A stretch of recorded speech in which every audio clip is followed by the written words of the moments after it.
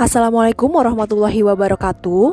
Kembali lagi pada materi IPA kelas 8. Pada video kali ini Ibu akan membahas tentang getaran dan gelombang. Simak videonya sampai selesai ya. Adapun tujuan pembelajaran pada video kali ini adalah sebagai berikut. Nah, secara umum peta konsep untuk materi bab getaran, gelombang, dan bunyi adalah sebagai berikut. Namun pada video kali ini yang Ibu bahas hanya tentang getaran dan gelombang saja. Untuk materi bunyi akan Ibu sampaikan di video yang selanjutnya. Coba kalian perhatikan gambar berikut. Mengapa pada saat kita berbicara ataupun bernyanyi kita dapat mengeluarkan suara? Bisa kalian coba pada saat kalian berbicara ataupun bernyanyi, kalian bisa sambil memegang bagian leher kalian. Pasti terasa ada getaran kan? Ya, yang bergetar itu adalah pita suara. Saat pita suara bergetar, maka kita dapat menghasilkan suara. Selanjutnya, pada saat orang sedang bermain gitar, gitar itu dapat menghasilkan bunyi atau suara ketika senarnya dipetik. Perhatikan gambar. Sebuah bandul digantungkan dengan sebuah tali dan dihubungkan dengan statif yang tetap. Posisi bandul mula-mula seperti ini dalam kondisi diam. Posisi bandul kita sebut dengan titik setimbang. Sedangkan garis di sini adalah garis setimbang. Jika bandul kita simpangkan sampai pada posisi seperti ini, kemudian bandul kita lepaskan, maka bandul akan bergerak bolak-balik seperti ini secara periodik. Inilah yang disebut dengan getaran. Jarak bandul dengan garis setimbang secara tegak lurus kita sebut dengan simpangan. Nah, simpangan terjauh kita sebut dengan amplitudo. Jadi, getaran adalah gerakan bolak-balik melalui titik setimbang secara periodik. Adapun beberapa contoh getaran dalam kehidupan sehari-hari adalah sebagai berikut. Agar kalian lebih memahami konsep getaran, perhatikan gambar bandul berikut. Sebuah bandul digantungkan dengan sebuah tali dan dihubungkan dengan statif yang tetap. Posisi bandul dalam keadaan setimbang kita simbolkan dengan huruf O. Kemudian bandul kita simpangkan, maka pada posisi simpangan ini kita simbolkan dengan huruf A. Jika bandul kita lepas sehingga berayun seperti ini, maka posisi simpangan yang satunya kita simbolkan dengan huruf B. Bandul dikatakan melakukan satu getaran jika dia bergerak melewati titik A, O, B, O, dan kembali lagi ke A. Jadi satu getaran itu adalah dari titik awal kemudian bergetar atau bergerak lalu balik lagi ke titik awal. Itu disebut dengan satu getaran. Perhatikan gerakan dari bandul.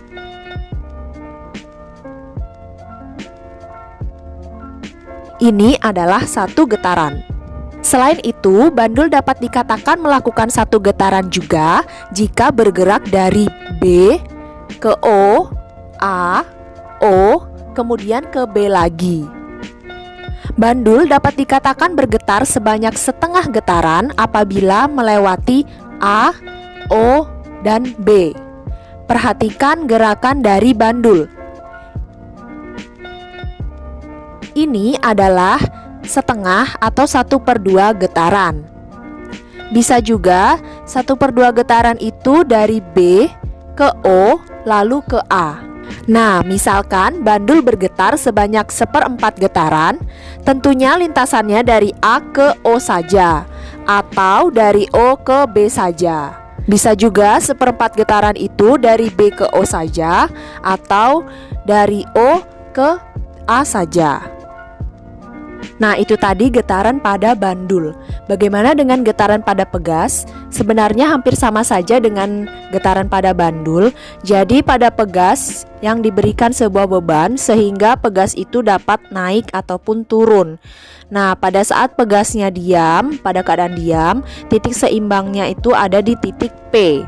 Ketika pegasnya itu kita tarik lalu kita lepaskan, akan terjadi gerakan naik dan turun. Nah, satu getaran pada sebuah pegas, misalnya tadi titik setimbangnya adalah P, jadi satu getarannya itu adalah dari P ke Q, P, R, lalu ke P lagi. Ingat, satu getaran itu harus dari titik awal, kemudian dia bergerak, lalu balik lagi ke titik awalnya lagi. Itu disebut dengan satu getaran. Amplitudo atau simpangan terjauhnya berdasarkan titik setimbang P adalah PQ atau bisa juga PR. Sekarang Ibu akan membahas tentang frekuensi getaran.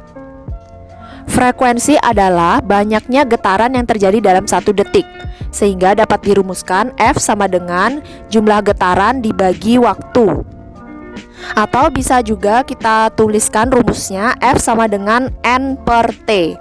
Jadi F itu adalah frekuensi, satuannya Hertz, disingkat dengan Hz.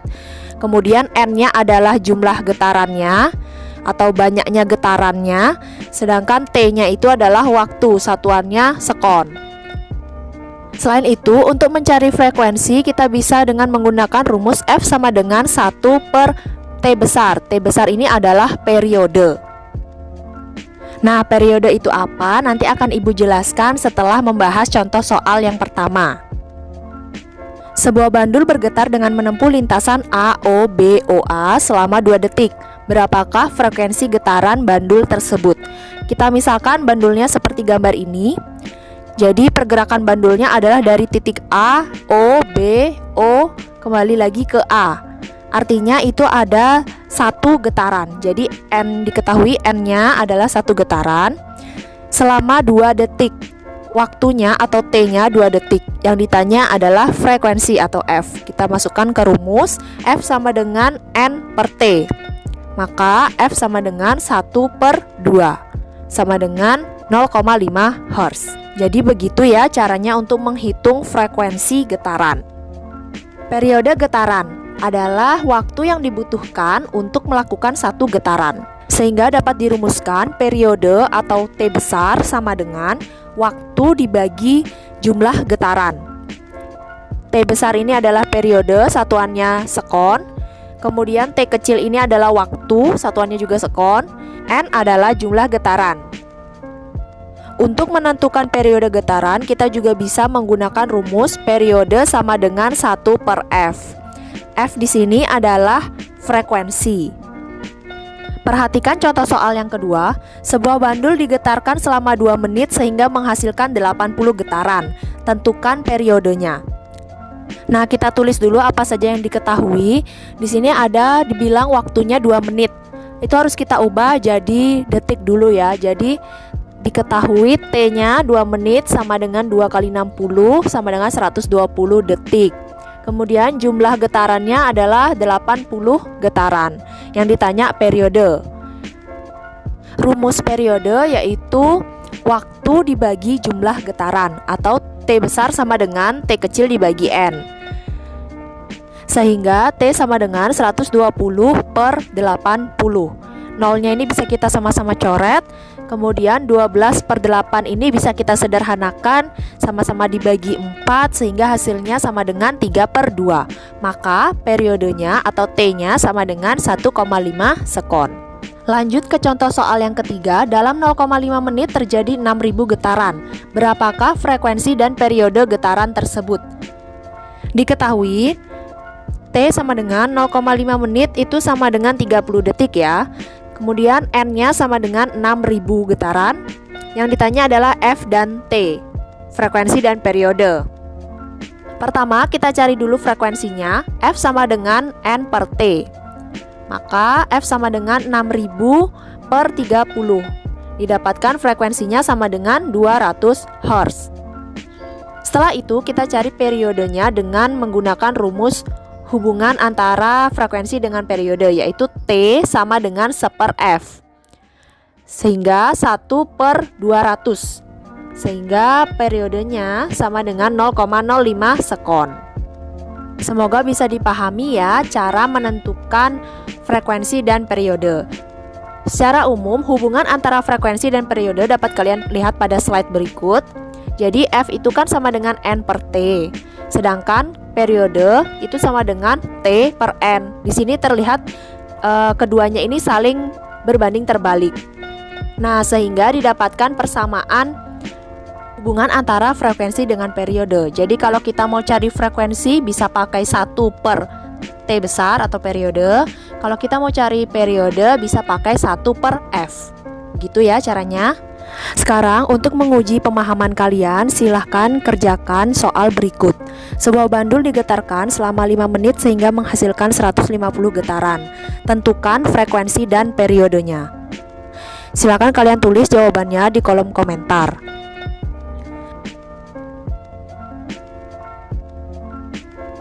Sekian pembahasan video kali ini. Terima kasih. Wassalamualaikum warahmatullahi wabarakatuh.